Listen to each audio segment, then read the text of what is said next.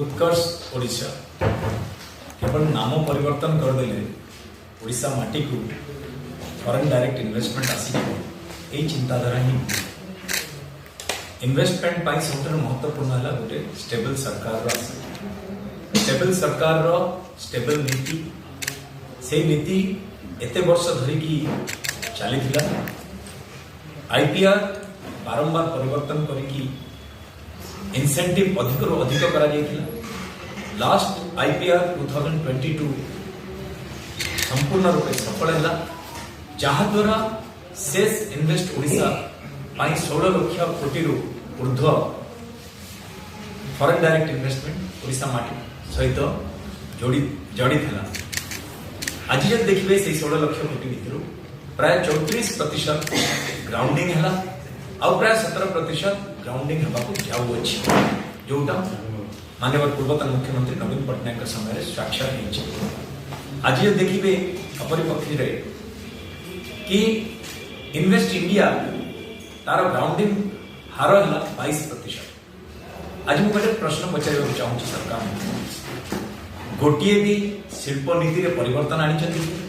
IPR 22 रे कौन amendment आनी 5 ट्रिलियन सरकार दावा कर 5 ट्रिलियन सरकार करि आईटी एंड इलेक्ट्रॉनिक्स रे किछि अभिवृद्धि हो ओडिशा रे आईटी एंड इलेक्ट्रॉनिक्स पॉलिसी रो किछि नूतनत्व आसी कि जहाँ भी आप देखिए जो मैंने भी आज बड़ इंडस्ट्रियलिस्ट ओडिशा माटी आसिले उत्कर्ष ओडिशा 2025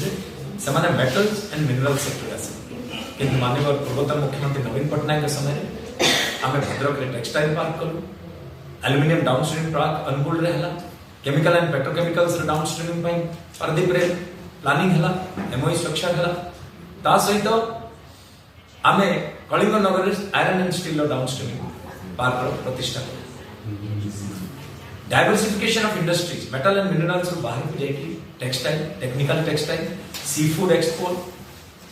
स्पोर्ट्स इंडस्ट्री को आम गंजार आनिक आज ओडिशा रे स्थापना कलु इंडस्ट्रियल प्रोडक्शन आरंभ हो सब दृष्टिकोण रे देखिए यही सरकार 7 मास भितर गोटे भी